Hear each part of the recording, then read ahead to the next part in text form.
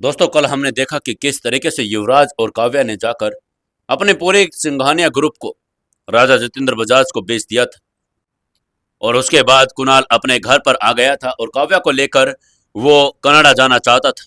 लेकिन पीछे से ये बात बलबीर रावत को पता चल गई थी। वो समीर के फार्म हाउस पर आ गया था। वो चाहता था कि वो कुणाल को वहीं पर पकड़ लेगा और उससे मनमानी नहीं करने देगा। लेकिन इससे पहले कुणाल घर पर जा चुका था। वो तैयारी कर चुका था और वो गाड़ी में बैठकर कनाडा जाने के लिए एयरपोर्ट के लिए रवाना हो चुके थे। अब आगे दोस्तों, आज के 461वें एपिसोड में आपका स्वागत है। आपको कहानी कैसी लग रही है कमेंट करके हमें जरूर बताएं। जिन्होंने अभी तक चैनल को सब्सक्राइब नहीं किया है वो जल्दी से चैनल को सब्सक्राइब कर लें और हमारे सवालों के जवाब इसी तरीके से देते रहें। आपके जवाब बड़े प्यारे होते हैं, मुझे जवाब देखकर और पढ़कर बहुत ही ज़्यादा मज़ा आता है। आज का सवाल बड़ा ही इंटरेस्टिंग सवाल है और इसका कमेंट हर कोई करके बताएगा। तो आज का सवाल आपके लिए ये है कि आप लोग ये बताइए कि एक बैचलर जीवन अच्छा लगता है आपको या फिर शादीशुदा जीवन आपको अच्छा लगता है या फिर सिंगल रहना अच्छा लगता है। आपको सिंगल रहना या फिर शादी करके रहने में से कौन सी चीज़ अच्छी लगती है, ये कमेंट करके जरूर बताइएगा। सवाल बड़ा इंटरेस्टिंग है और कमेंट भी बड़े इंटरेस्टिंग होने चाहिए। चलिए शुरू करते हैं कहानी। काव्या और कुणाल सिंघानिया हाउस से निकलकर एयरपोर्ट के रास्ते की ओर जा रहे थे। कुणाल के चेहरे पर लगातार घबराहट तो थी, लेकिन अब उसे राहत भी आ रही थी क्योंकि उसे लग रहा था कि वो जल्दी से एयरपोर्ट पर पहुंच जाएंगे और उसके बाद वहां कनाडा भी पहुंच जाएंगे। उन्हें कोई रोक नहीं पाएगा और किसी को पता नहीं चलेगा। जब तक पता चलेगा तब तक वो लोग कनाडा होंगे। लेकिन उसे नहीं पता था कि बलबीर रावत मुंबई में वहीं पर पहुंच गया था और उसने वहां पर नाकाबंदी भी करवा दी थी कि कुणाल को ऐसे वो छोड़ नहीं सकता था। इधर फार्म हाउस पर बलबीर रावत बड़े ही गुस्से से और बेचैनी से भरा हुआ था। वो लगातार फार्म हाउस के कमरों के अंदर चक्कर काट रहा था और सोच रहा था कि क्या किया जाए। तभी उसे कुछ याद आया और उसने समीर से कहा, समीर समीर ऐसा काम नहीं चलेगा, क्योंकि मुझे याद आया है कि वो काव्या भी, कुणाल की पत्नी काव्या भी एक मार्शल आर्ट फाइटर है और हम उसे ऐसे नहीं रोक पाएंगे। तुम जल्दी से अपनी ब्लैक पैंथर टीम को तैयार करवाओ। समीर ने जल्दी से फोन निकाला और ब्लैक पैंथर टीम को कॉल कर दिया। हेलो ब्लैक पैंथर, जल्दी से तैयार हो जाओ और एयरपोर्ट पर पहुंच जाओ। मैं दो लोगों की फोटो आपके पास भेज रहा हूं। हमें कैसे भी कर इन्हें एयरपोर्ट्स के बाहर ही रोकना है। उसके बाद उसने झट से अपने फोन में से कुणाल और काव्या की फोटो ब्लैक पैंथर को भेज दी थी। इधर युवराज सिंघानिया अपने ही दिल में अलग अलग उठ रही उमंगों को समेटे जा रहा था। वो लगातार यही देखे जा रहा था कि किस तरीके से सब कुछ एक ही झटके में बिखर सा गया था।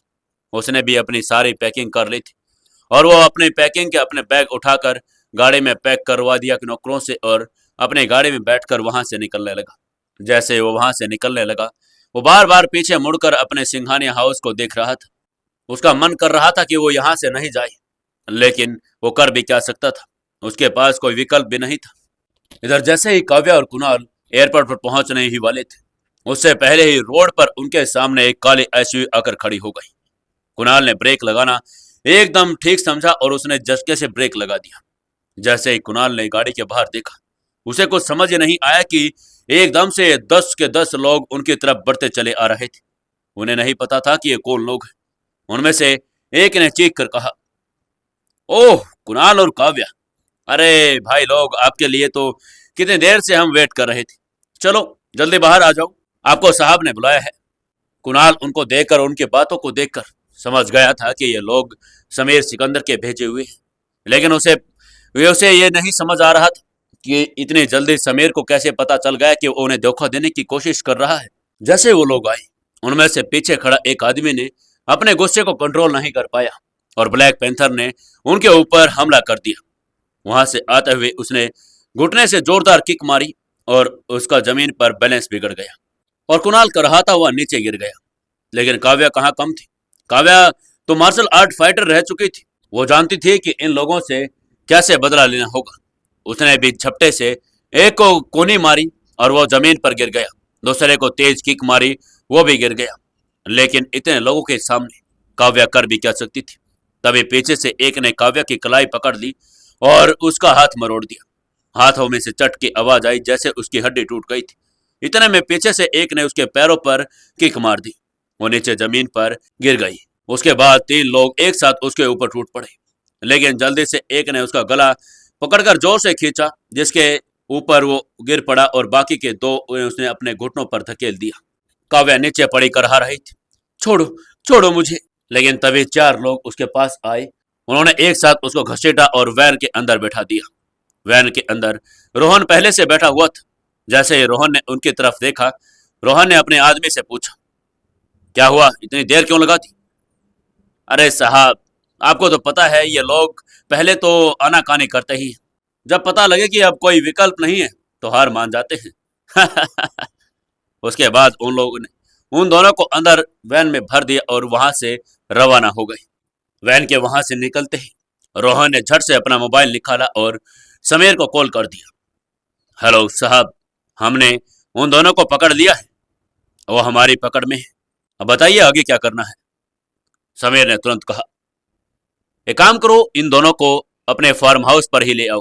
अंदर बैठे काव्या और कुणाल को समझ नहीं आ रहा था कि उनके साथ ये क्या हो गया था और कौन ये लोग थे जो उनको उठाकर लेकर जा रहे थे। उनके पास तो इतना भी समय नहीं बचा था कि वो किसी को इन्फॉर्म कर दे या फिर युवराज को ही बता दे कि उनके साथ यह हादसा हो गया था। लेकिन जैसे ही वैन फार्म हाउस पर पहुंची, काव्या और कुणाल को बाहर निकाला गया। काव्या और कुणाल को बाहर देखते ही पता लग गया कि ये समीर और बलबीर रावत का अड्डा था। बलबीर रावत उनके सामने ही खड़ा हुआ था। बलबीर रावत को जैसे ही पता लगा कि काव्या और कुणाल को लेकर आ गए, वो धीमे धीमे कदमों के साथ आगे बढ़ता चला आ रहा था। उसके चाल ऐसी थी कि वो जैसे ही इन दोनों पर टूट पड़ेगा, वो इन दोनों को मौत के घाट उतार देगा। लेकिन वो जैसे ही आगे आया, उसने कुणाल की आंखों में आंखें डालकर कहा, कुणाल, तुम तो बहुत ज्यादा भरोसेमंद आदमी थे, लेकिन तुमने मुझे ही धोखा दे दिया। लेकिन कुणाल, कभी तुमने सोचा कि तुम किससे पंगा लेने जा रहे हो? अरे पहले ये तो जान लेते कि बलबीर रावत को धोखा देने की कीमत क्या चुकानी पड़ती है। तुमने कभी सोचा भी नहीं होगा कि मैं तुम्हारे साथ क्या करूंगा। तुमने किस भूखे शेर को ललकार दिया है कुणाल। अब देखना मैं तुम्हारे साथ क्या क्या करता हूं, और तुम्हारे साथ इस सुंदर कन्या का भी क्या क्या करता हूं, तुम देखना। अब क्या लगता है दोस्तों आपको, क्या करेगा बलबीर रावत इन दोनों के साथ? क्या होगा आगे इस कहानी में, जानने के लिए जुड़े रहिए कहानी के साथ। दोस्तों, कहानी को ज्यादा से ज्यादा शेयर करें, कमेंट करें और लाइक जरूर करें। दोस्तों, 462वें एपिसोड में आपका स्वागत है। चलिए शुरू करते हैं कहानी। जैसे ही कुणाल के सामने बलबीर रावत ने अपनी बात कही, कुणाल एकदम से घबरा उठा। उसने अपनी जान बचाने की सोची और उसने सोचा कि सारा इल्जाम अब काव्या और युवराज पर ही डाल देना अच्छा होगा, क्योंकि युवराज और काव्या ने तो उससे बिना पूछे ही सारे शेयर भी बेच दिए थे। तो उसने झट से कहा, भाई भाई, मुझे नहीं पता कि ये सब कैसे हो गया। कसम से मुझे मालूम भी नहीं था कि ये काव्या और ये युवराज सब मिलकर राजा जितेंद्र को बेच देंगे। मेरी इसमें कोई गलती नहीं है भाई। जैसे ही कुणाल ने बलबीर के सामने ये बात कही, काव्या एकदम सफेद पड़ गई। वो अपने आप में सोचने लगी थी, क्या क्या ये वही आदमी है जिसने उसके साथ प्यार किया था और हमेशा उसके साथ खड़े रहने के साथ उसने कसमें खाई थी। लेकिन आज वही आदमी अपनी मौत के सामने गिड़गिड़ा रहा था और मौत आने पर उसने अपनों का साथ भी छोड़ दिया था। काव्या ने जब उसकी आंखों से आंखें मिलाने की कोशिश की, लेकिन कुणाल उससे आंखें भी नहीं मिला पा रहा था। उसने अपने गर्दन नीचे कर ली थी। तभी बलबीर ने जोरदार आवाज के साथ फिर कहा, ठीक है, मान लिया कुणाल, तुझे कुछ नहीं पता था, तू बेगुनाह था। लेकिन जब तुझे पता चल गया था कि इन्होंने कंपनी को बेच दिया है, फिर भी तुमने मुझे धोखा देने की कोशिश की और तुमने ये जरूरी नहीं समझा कि पहले बलबीर रावत या समीर को बता दिया जाए। तुम यहां से भागने की कोशिश करने लगा। ये सुनते ही कुणाल हाथ जोड़कर कुछ कहने ही वाला था, तभी एक दो जोरदार चमाटा उसके गाल पर बलबीर ने जड़ दिया और कहा, पहले यह बता कि तू भागा क्यों और तूने मुझे बताया क्यों नहीं। कुणाल डर के मारे कांपने लगा था और वो रोती ही आवाज में बोला, भाई भाई, मुझे आपसे डर लगने लगा था।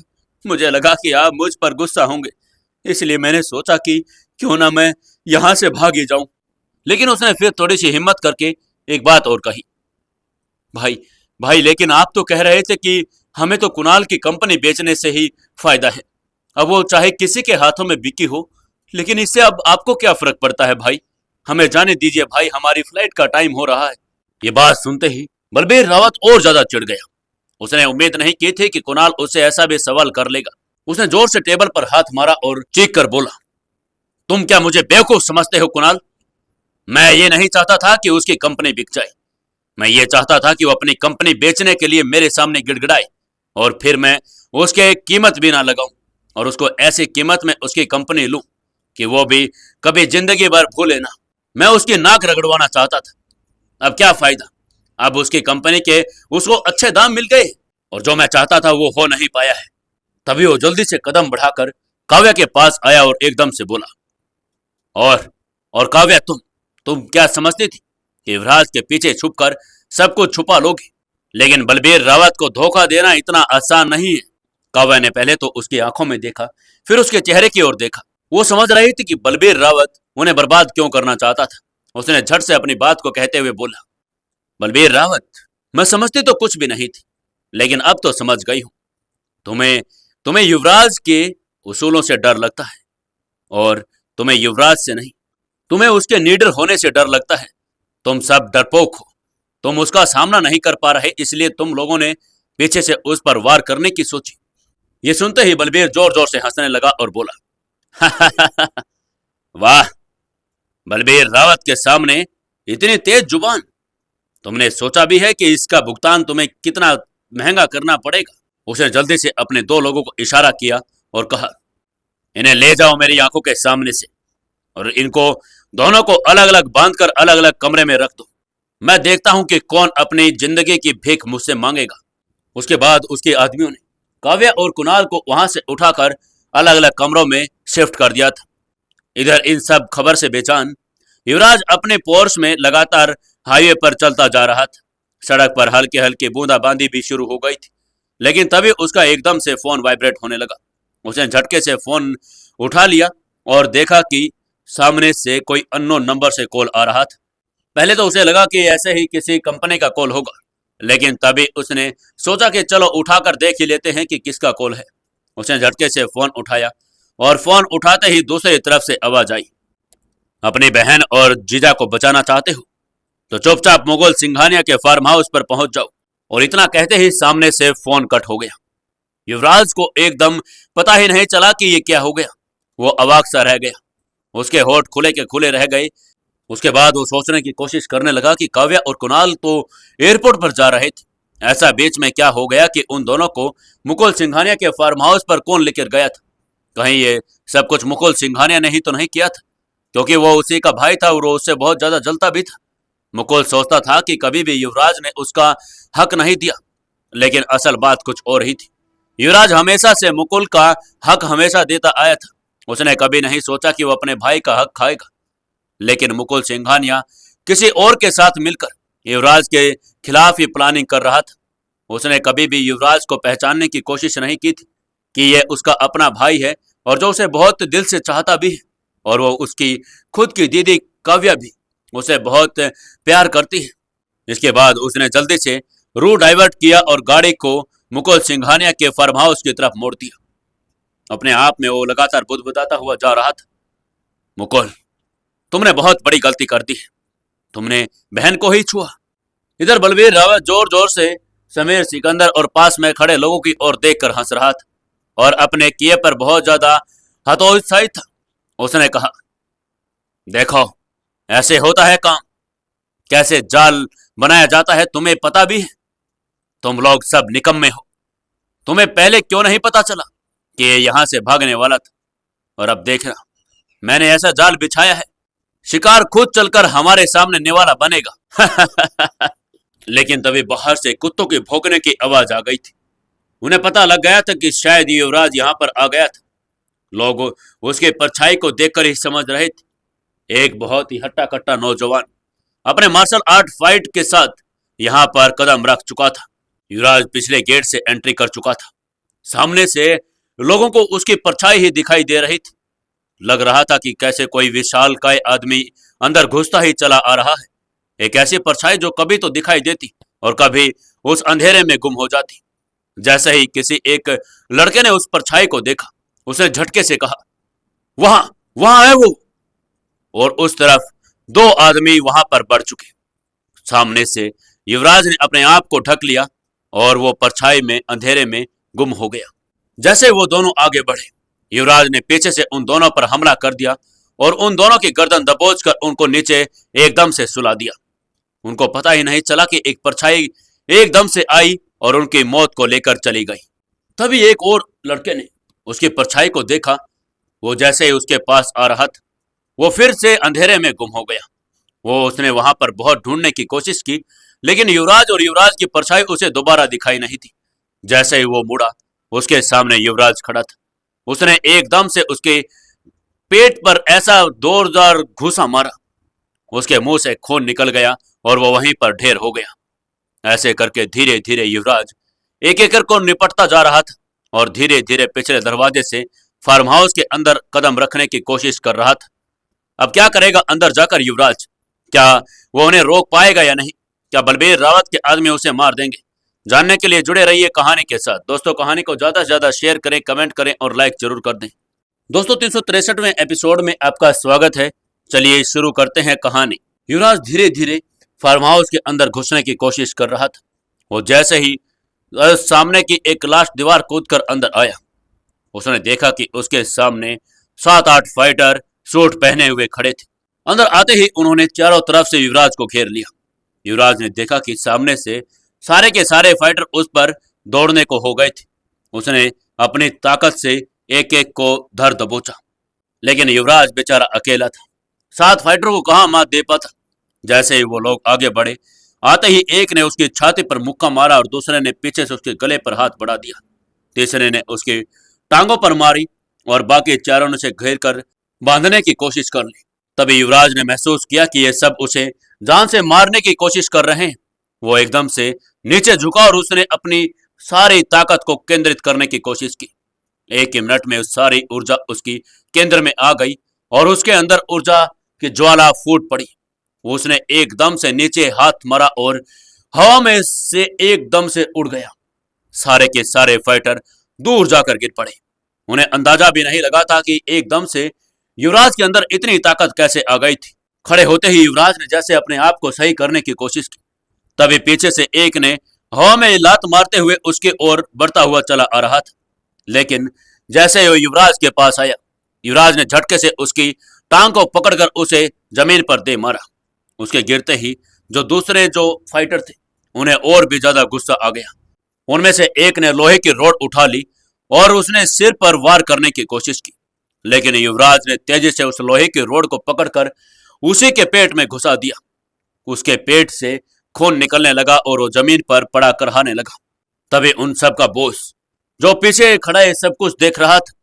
उसने देखा कि ये लड़का तो बहुत ज्यादा औरे का है, उसका लेवल ज्यादा हाई है। उसे लगा कि अब तो मुझे रिंग में उतरना ही पड़ेगा, उसे सबक सिखाना ही पड़ेगा। तभी उसने पीछे से छलांग लगाई। उसने अपने दोनों हाथों को युवराज की गर्दन में लपेट दिया।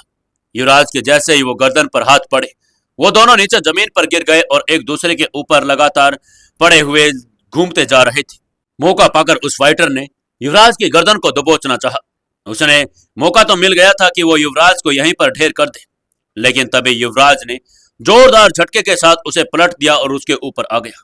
ऊपर आते ही युवराज ने अपनी पकड़ को उससे ढीला किया और लगातार उसके जबाड़े पर घूसे और घूसे मारने लगा। लगातार पड़ रहे घूसों की वजह से उसके मुंह से खून बहना शुरू हो गया था। उसके बाद युवराज खड़ा हुआ। उसने देखा कि वो खुद भी लगातार जगह जगह से चोटों से घिरा हुआ था। उसके हाथ पर भी चोट लग गई थी। उसके कपड़े भी पूरे धूल से सन गए थे। चेहरा भी बिगड़ गया था। उसने झट से अपने चेहरा और अपने हाथों को धूल से हटाकर साफ किया और इधर उधर देखने लगा। उसे लगा कि अब काव्या और कुणाल को कहीं से देख लिया जाए और वो कहीं मिल जाए तो वो उनको छुड़ाकर यहाँ से ले जाए। लेकिन जैसे ही बलबीर रावत को अंदर पता चला कि युवराज ने तो सभी फाइटर को एक एक करके गिरा दिया था, वो एक आदमी ने जैसे ये सब मंजर देखा तो हांफते हुए बलबीर रावत के पास गया और उसने कहा, साहब साहब वो तो तूफान की तरह आ रहा है, उसने हमारे सभी फाइटर को मार दिया है, अब क्या करेंगे। इधर जैसे ये बात सुनी, काव्या जोर जोर से हंसने लगी। उसने उनका मजाक उड़ाते हुए कहा, देख लिया तुम लोगों ने, मैंने कहा था कि युवराज आएगा तो वो तूफान लेकर आएगा। तुम्हारी मौत आज निश्चित है, तुम आज कोई भी नहीं बच पाओगे। लेकिन ये काव्या की हंसी सभी को रास नहीं आ रही थी। समीर सिकंदर ने झट से काव्या के पास आया और उसने उसके बाल खींच लिए और बोला, ए चुड़ैल, चुप रह, तुझे बहुत हंसी आ रही ना, लेकिन देखना है तुम ज्यादा देर तक हंस नहीं पाओगे। हम तुम्हारे उस भाई युवराज का ऐसा हाल करेंगे कि वो कभी जिंदगी में सोच भी नहीं पाएगा कि उसने किससे पंगा लेने की कोशिश की थी। लेकिन काव्या अंदर ही अंदर जान गई थी कि ये सब डर गए और इन्हें और डराने में उसे मजा आ रहा था। उसने उसकी बेइज्जती करते हुए उसके हाथ पर थूक दिया। जैसे ही काव्या ने उसके हाथ पर थूका, समीर का गुस्सा सातवें आसमान पर पहुंच गया था। उसने देखा कि ये बहुत ज्यादा बढ़ चढ़कर इसमें हिस्सा लेने लगी है।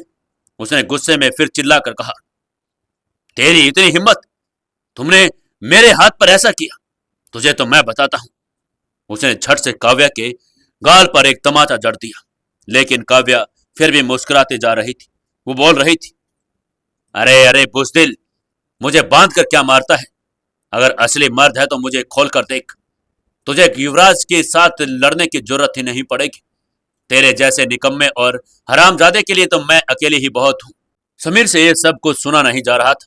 उसने झटके से अपनी पिस्तौल निकाल ली और काव्या के माथे की ओर तान दी। और जैसे ही ट्रिगर दबाने ही वाला था कि झट से इतने में पीछे से बलबीर रावत की आवाज आई, समीर, क्या कर रहे हो तुम ये? तुम्हें पता भी है कि तुम क्या करने जा रहे हो?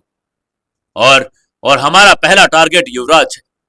अरे हमने युवराज को खत्म कर दिया तो ये दोनों तो अपने आप ही खत्म हो जाएंगे। हमें पहले युवराज से निपटना होगा समीर। बलबीर एक चालाक इंसान था। वो हमेशा बिजनेसमैन में भी चालाकी से करता था। उसे पता था कि आगे क्या करना चाहिए। उसके बाद सुनते ही झट से समीर ने गन को नीचे कर दिया और उसने पूछा, तो भाई भाई आप ही बताइए कि अब हमें क्या करना चाहिए, क्योंकि हमारे पास तो कुछ ऐसा भी नहीं है कि हम युवराज को रोक पाएंगे। अब आप ही बताओ कि हम युवराज के साथ कैसे लड़ें।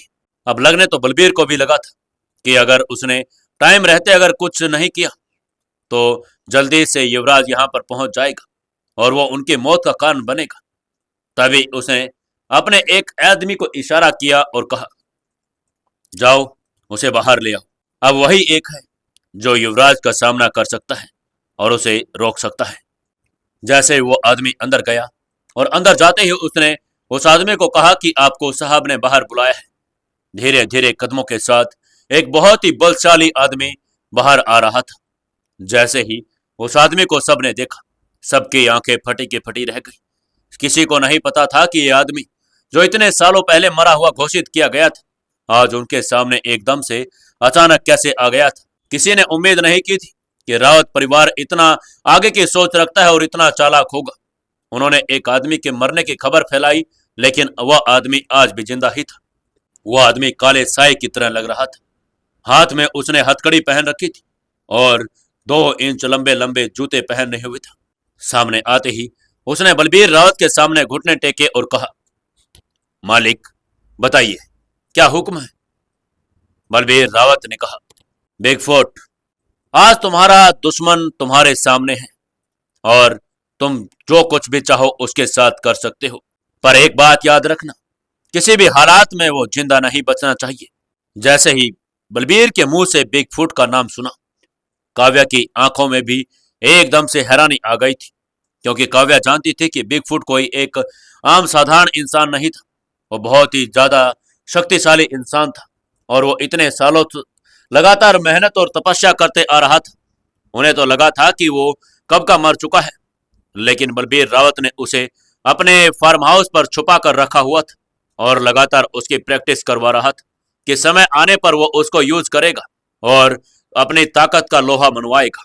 बिगफुट ने जैसे ही युवराज का नाम सुना, उसकी आंखों में चमक आ गई, क्योंकि बिगफुट तो कब से चाहता था कि वो युवराज को खत्म कर दे, क्योंकि युवराज का गुरु अभिमन्यु, उसका सीनियर, कभी बिगफुट के साथ लड़ाई करते थे।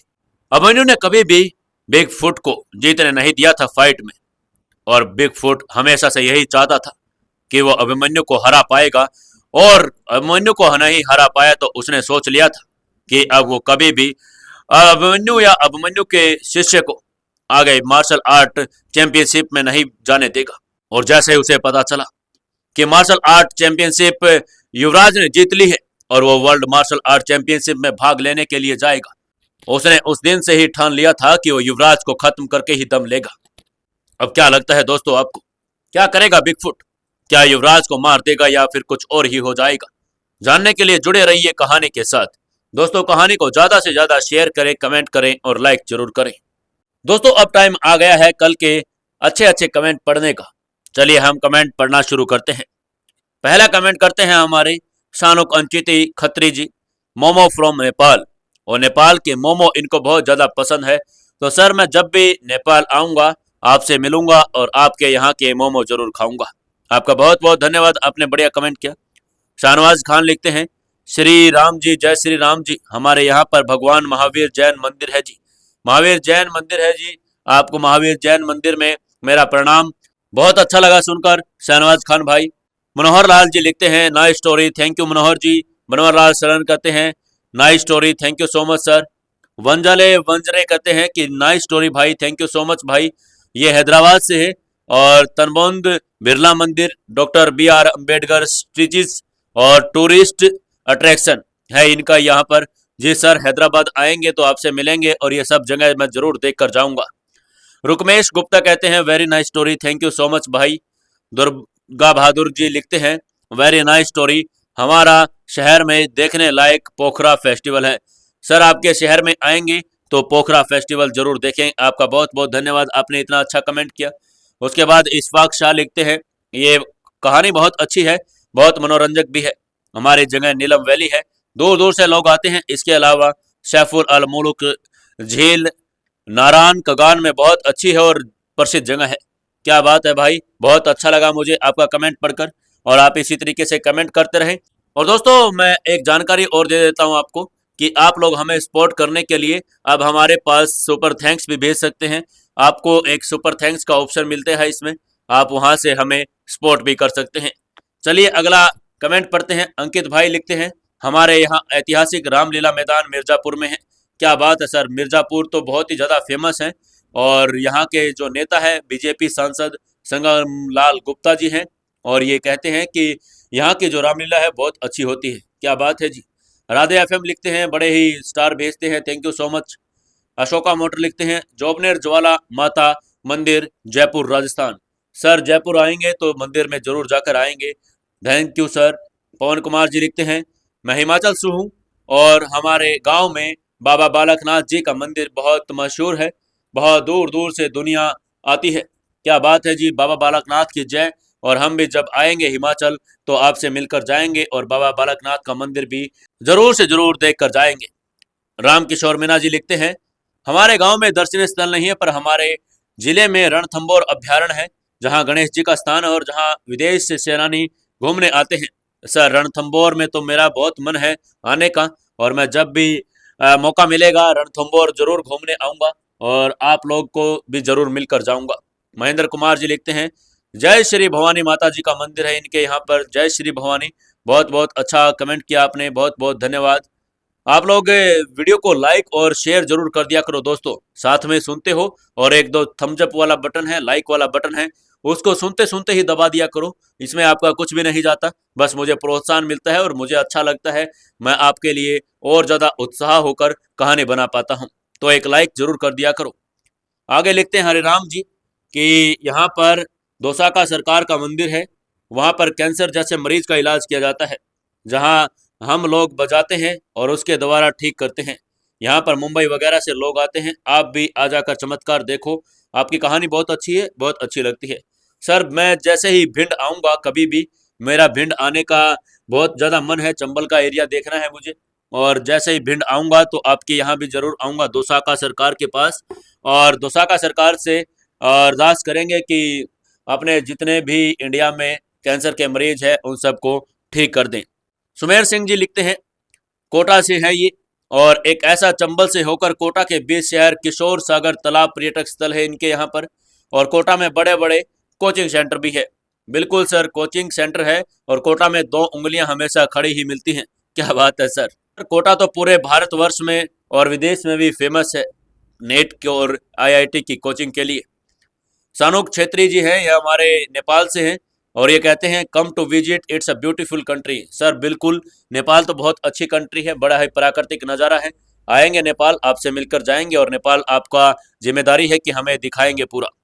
भंवरलाल शरण कहते हैं जय श्री श्याम मंदिर, जय श्री सालासर धाम। जय श्री श्याम और जय श्री सालासर धाम को प्रणाम।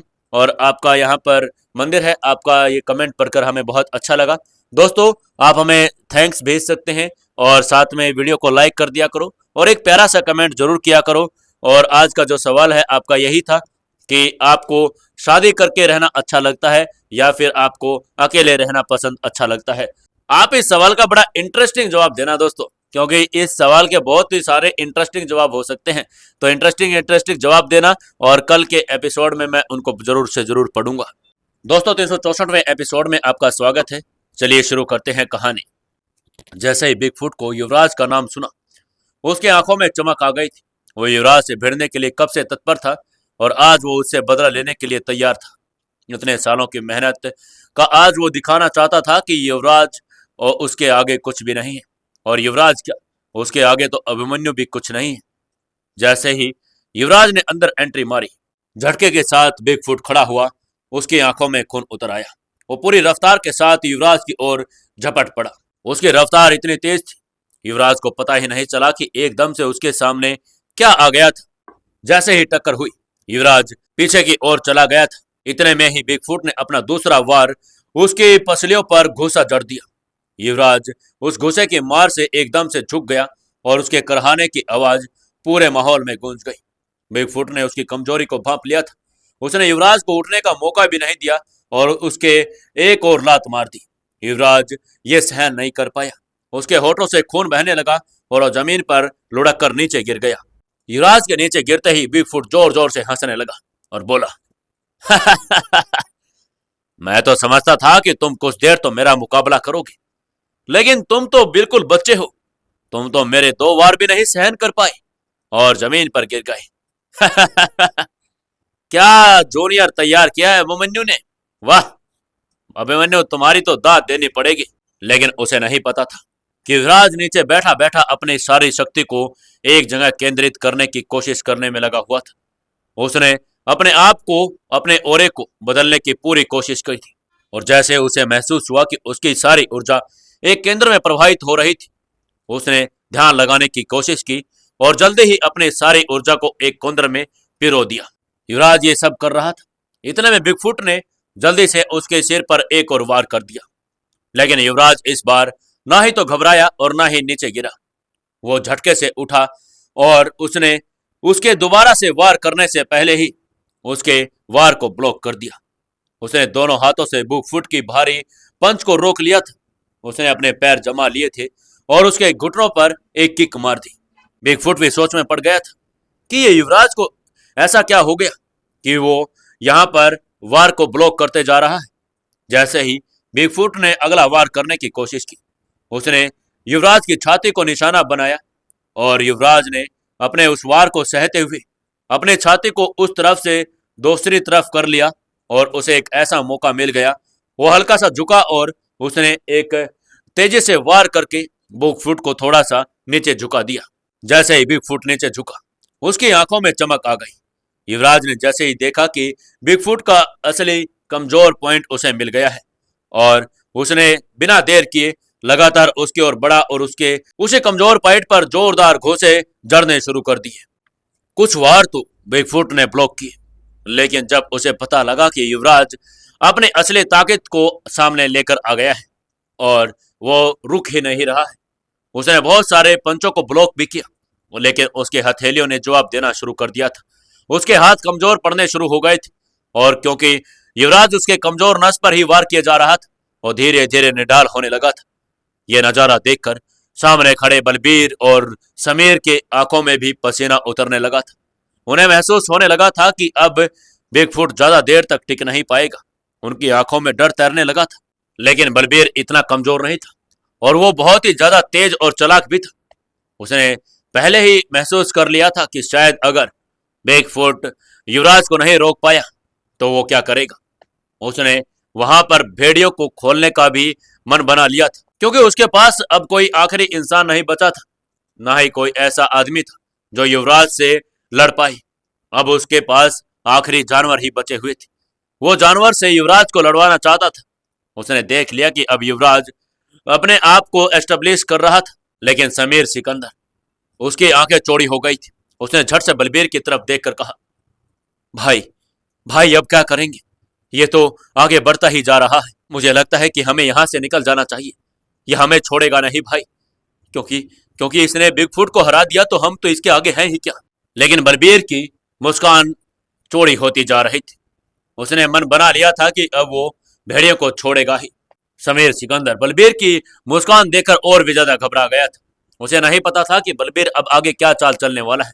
उसने फिर पूछा, भाई, भाई आप तो मुस्कुरा रहे, लेकिन मुझे डर लग रहा है। मुझे लग रहा है कि वो जल्दी से यहाँ आ जाएगा और हम सबको मार देगा। लेकिन तभी बलबीर ने अपने एक आदमी को इशारा किया और कहा, उन्हें छोड़ दो। जैसे ही समीर ने यह बात सुनी, उसे अब थोड़ा थोड़ा एहसास होने लगा था कि बलबीर किसके बारे में बात कर रहा है। उसने कभी नहीं सोचा था कि बलबीर कभी एक इंसान से लड़ने के लिए जानवरों का इस्तेमाल करेगा। वो इतना ज्यादा क्रूर हो जाएगा कि एक इंसान के ऊपर भेड़ियों को छोड़ देगा। लेकिन उसे तो अपनी जान बचानी थी। उसने उसे कुछ भी नहीं कहा और चुपचाप सब कुछ देखता रहा। इतने में ही बाहर से भेड़ियों के चिल्लाने की आवाज गूंजनी शुरू हो गई थी, क्योंकि भेड़ियों को पिंजरे से छोड़ दिया गया था। जैसे युवराज के कानों तक वो आवाज पहुंची, युवराज ने महसूस कर लिया था कि यहाँ पर कुछ अलग ही चीजें चल रही। कहीं से कोई जानवर आ रहा है। उसने कभी सोचा भी नहीं था कि ये लोग इतने गिर जाएंगे कि एक इंसान को रोकने के लिए भेड़ियों का इस्तेमाल करेंगे। युवराज एकदम से चौकन्ना हो गया था। उसे पता लग गया था कि अब उसकी लड़ाई भेड़ियों से होने वाली थी। काव्या को भी जैसे ही आवाज सुनाई थी, वो भी तिलमिलाने लगी थी। वो जोर जोर से चीखने लगी थी, रावत, रावत, तू ऐसा नहीं कर सकता। तूने कभी सोचा भी है कि तू एक इंसान के लिए जानवरों का इस्तेमाल करेगा? ये बहुत गलत कर रहा है रावत, प्लीज ऐसा मत कर। लेकिन काव्या तिलमिलाने के अलावा कर भी क्या सकती थी।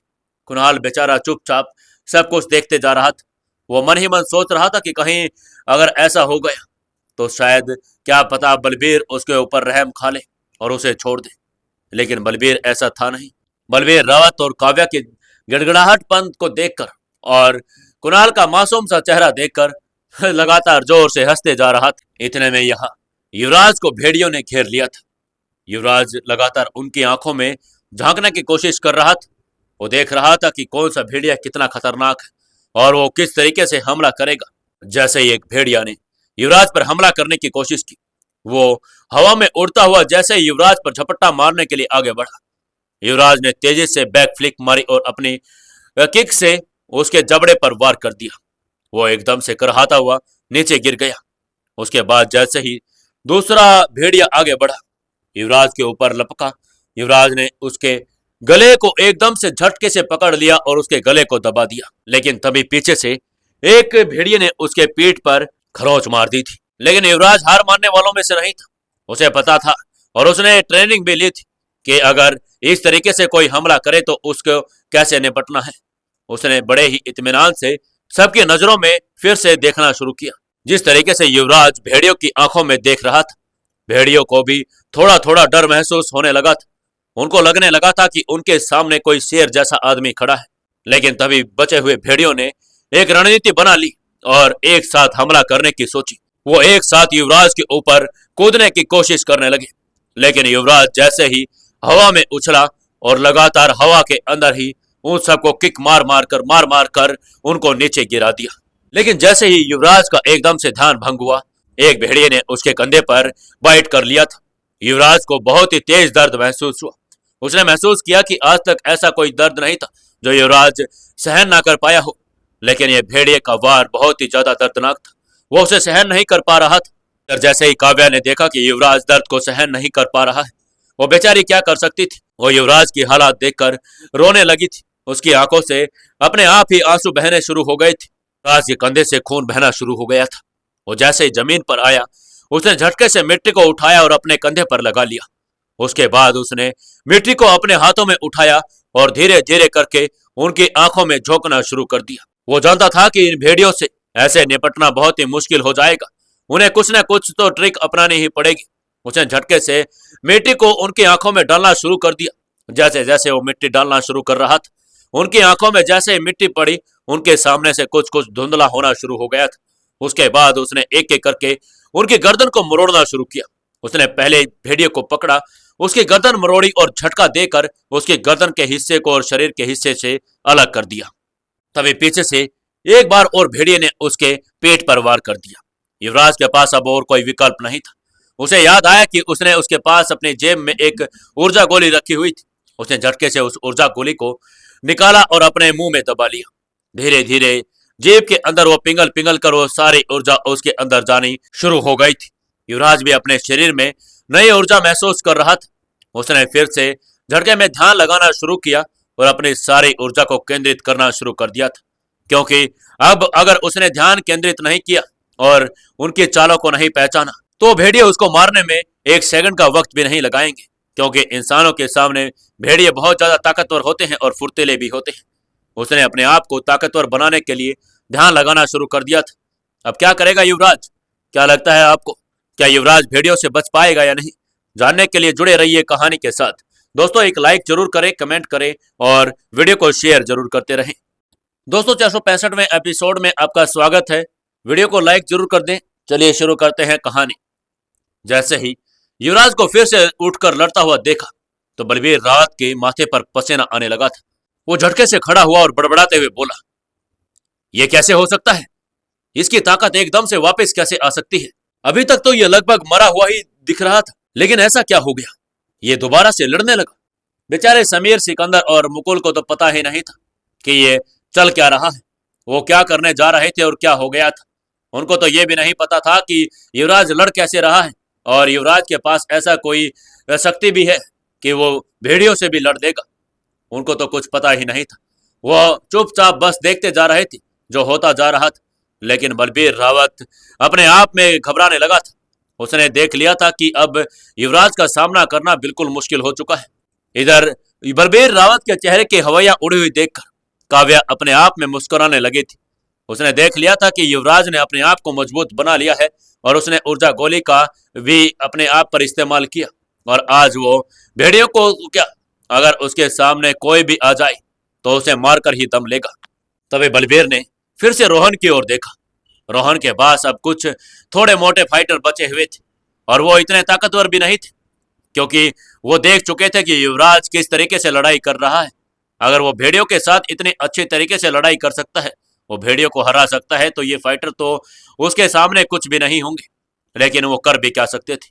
वो बलबीर रावत के टुकड़ों पर पड़ते थे और अगर बलबीर रावत ने उनकी तरफ देख भी लिया तो उसके देखने का मतलब यही था कि कैसे भी करके रोहन को अपने आदमियों के साथ आगे आना ही पड़ेगा, चाहे उनकी मौत ही क्यों ना हो जाए, उनको युवराज का सामना करना ही पड़ेगा। उसके पास भी अब कोई विकल्प नहीं बचा था। बेचारा रोहन जानता था कि वो युवराज का सामना नहीं कर पाएगा, लेकिन वो बलबीर रावत को मना भी नहीं कर सकता था। उसने झटके से अपने आदमियों को इशारा किया और फिर से वही जो बचे कुचे फाइटर थे वो सामने से एक घेरा बनाकर खड़े हो गए कि जैसे ही युवराज वहां की फाइट खत्म करे और अंदर बढ़ने की कोशिश करे तो उन्हें वो गेट पर ही रोक ले और अंदर ना आने दे, बलबीर रावत तक पहुंचने ना दे। कैसे भी करके बलबीर रावत अपने आप को बचाना चाहता था। वो चाहता था कि अगर कुछ भी हो जाए, कोई भी पकड़ा जाए, कैसे भी कुछ भी हो जाए, लेकिन उसे अपने आप को बचाना ही था। युवराज ने जैसे तैसे करके सभी भेड़ियों को एक एक करके मार दिया था। आखिरी भेड़िए ने उसकी और झपटा मारने की कोशिश की, लेकिन युवराज ने हवा में उछलते हुए उसे एक ऐसी किक मारी, वो जमीन पर गिर गया और दोबारा उसकी सांस चली भी नहीं। वो झटके में नीचे पड़ते ही मर गया। उसने देखा कि आसपास अब कोई भी नहीं बचा है, सबको उसने ढेर कर दिया था। उसने राहत की सांस ली और धीरे धीरे कदमों से फिर से आगे बढ़ने की कोशिश करने लगा। उसे पता था कि आज कुछ भी हो जाए वो अपने आप को ढीला नहीं छोड़ सकता है और वो उसे आज अपनी ताकत का एहसास सबके सामने करना ही था। और सामने बलबीर रावत उसकी जो मौत लिए खड़ा था, आज उसे अपनी मौत को हराना था और बलबीर रावत को भी उसके गलत कामों की सजा देना ही था। जैसे ही वो आगे बढ़ा, उसने देखा कि कुछ और फाइटर उसके सामने लड़ने की कोशिश करने वाले थे। जैसे उसने उनकी आंखों में देखा, वो झपटा मारकर फिर से उसकी ओर बढ़ गई। एक लड़के ने फुर्ती से आगे बढ़कर उसको किक मारने की कोशिश की, लेकिन युवराज झटके से उठा और उसकी टांग पकड़ ली और उसको इस तरीके से दीवार पर दे मारा कि उसका सिर चूर चूर हो गया। उसकी खोपड़ी खुल गई और उसके सिर के अंदर का सारा मटेरियल बाहर आकर गिर गया। जैसे रोहन के और फाइटरों ने उसके ये हालात देखे, उनकी आंखों में डर चमकने लगा था। उन्हें लगने लगा था कि अगर उन्होंने युवराज के साथ लड़ने की कोशिश की तो वो उन्हें छोड़ेगा नहीं, उनका कीमा बना देगा। वो लड़ना नहीं चाहते थे। जैसे उन्होंने कदम पीछे किए और पीछे देखा, रोहन उनकी नजरों में देख रहा था। जैसे उन्होंने देखा कि रोहन उनकी आंखों में ही देख रहा है, वो बेचारे क्या कर सकते थे। उनके पास आगे बढ़ने का अलावा कोई ऑप्शन नहीं बचा था। उन्होंने देख लिया था कि आज मौत होनी तय ही है। फिर भी बेचारे मोरल डाउन करते हुए एक एक के साथ आगे बढ़े और युवराज को मारने की कोशिश की। लेकिन युवराज में जैसे ही वो आगे बढ़ते, झटके में उन्हें मार गिरकर नीचे गिरा देता। जैसे ही युवराज ने देखा कि वो पीछे हटने का नाम नहीं ले रहे, उसने अपने स्टार ब्लेड्स को निकाल लिया। जैसे उसने अपने स्टार ब्लेड फेंके, लेकिन सामने से 3 लड़कों ने उसके स्टार ब्लेड को लकड़ी से रोक लिया। जैसे युवराज ने देखा कि आज उसके स्टार ब्लेड किसी ने रोक लिए थे, उसे यह बर्दाश्त नहीं हुआ और उसने झटके से अपने कमर में बंधी उस स्टील वायर को निकाल लिया। उसने सोच लिया था कि अब देखते हैं कि कौन स्टील वायर का सामना कर पाएगा। उसने हाथ को घुमाया और स्टील वायर को चलाना शुरू कर दिया। जैसे जैसे वो फाइटर आगे बढ़ते जा रहे थे, उन्हें पता ही नहीं लग रहा था कि हवा में कुछ ऐसी वायर चल रही है और वो आगे आते किसी का हाथ तो किसी का पांव कटकर दूर जा गिर पड़ता। उन लोगों ने स्टील से वार करने की भी कोशिश की। उनके हाथों में स्टील की रोड थी और जैसे जैसे वो आगे बढ़ रहे थे, और युवराज के तार में भी इतनी ताकत नहीं थी कि वो स्टील को काट सके, वो हड्डियों को तो काट सकती थी। जैसे ही उन्होंने अपने स्टील के रोड को आगे किया, युवराज का तार उसमें लिपटकर एकदम से जड़ हो गया। युवराज ने महसूस किया कि वो अपने तार को झटके से खींच नहीं सकता था। उसने अपने तार को छोड़ दिया और जैसे ही तार को छोड़ा, पीछे से एक आदमी ने युवराज के ऊपर स्टील से वार कर दिया। जैसे ही स्टील की रोड उसके पीठ पर पड़ी, युवराज एकदम से हिल गया। युवराज ने देखा कि पीछे से वार और आगे से वार लगातार होते जा रहे हैं। उसने अपने आप को फिर से केंद्र की ऊर्जा को फिर से सक्रिय करने की सोची और एक और गोली अपने मुंह में दबा ली। ये एक और ऊर्जा गोली थी और जिससे युवराज का स्टेमिना वैसा का वैसा बन जाता। उसने जैसे ही गोली को खाया, धीरे धीरे उसकी ऊर्जा फिर से बढ़ने लगी थी। फिर उसने खड़े होकर सबकी आंखों में घूर कर देखा, जैसे उनको कच्चा चबा जाएगा। उसके बाद जैसे जैसे वो लोग आगे बढ़ते जा रहे थे, युवराज एक एक करके सबको ठिकाने लगाता जा रहा था। किसी के पेट पर घुसा मारकर उसे नीचे गिरा रहा था, तो किसी के आंखों में से उसकी आंखें निकाल रहा था। किसी के माथे पर उसने इतना तेज वार किया कि उसकी खोपड़ी खुल गई। किसी के घुटनों पर ऐसी राउंड हाउस किक मारी कि उसकी टांग टूट गई और वो जमीन पर पड़ा कर रहा था। धीरे धीरे करके सभी फाइटर भी खत्म होने को आ गए थे। इधर रोहन के चेहरे पर फिर से घबराहट आने लगी थी। रोहन अब देख रहा था कि अब उसके पास तो कुछ भी नहीं बचा है। अब वो करेगा क्या? अब वो क्या जवाब देगा बलबीर रावत को? और क्या खुद बलबीर रावत भी उसे बचा पाएगा युवराज के हाथों, या फिर बलबीर रावत भी युवराज के हाथों आज मारा ही जाना तय था? किसी को कुछ समझ नहीं आ रहा था कि युवराज इतना पागल कैसे हो गया था। युवराज लगातार अपने तेज प्रहारों के साथ आगे फाइट करता जा रहा था और एक एक को मारता जा रहा था। युवराज की फाइट देखकर काव्या अपने आप में मुस्कुराने लगी थी, क्योंकि काव्या को विश्वास हो गया था कि अब युवराज को रोकने वाला कोई नहीं है। धीरे धीरे अब कुणाल भी थोड़ा सा शांत होने की कोशिश करने लगा था। कुणाल को भी अब लगने लगा था कि शायद वो अब बच जाएगा और शायद अब युवराज भी कुणाल को माफ कर दे, क्योंकि कुणाल तो चाहता था कि वो कनाडा चला जाए और किसी को कुछ पता ही नहीं चले। क्या लगता है दोस्तों आपको, क्या कहानी मोड़ लेगी? क्या होगा आगे कहानी में? जानने के लिए जुड़े रहिए कहानी के साथ। दोस्तों, कहानी को ज्यादा से ज्यादा लाइक करें, शेयर करें और कमेंट जरूर करते रहें।